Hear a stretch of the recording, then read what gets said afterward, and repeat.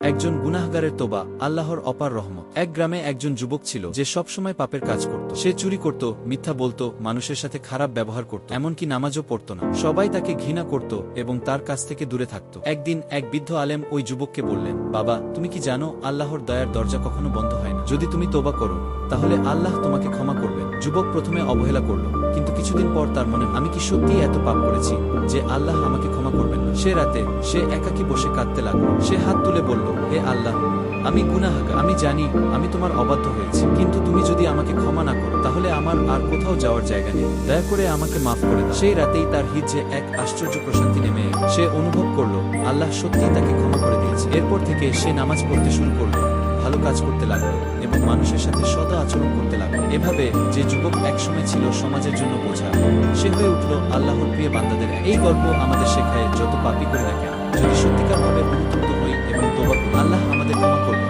কারণ আল্লাহর রহমত আমাদের কল্পনার চেয়েও অনেক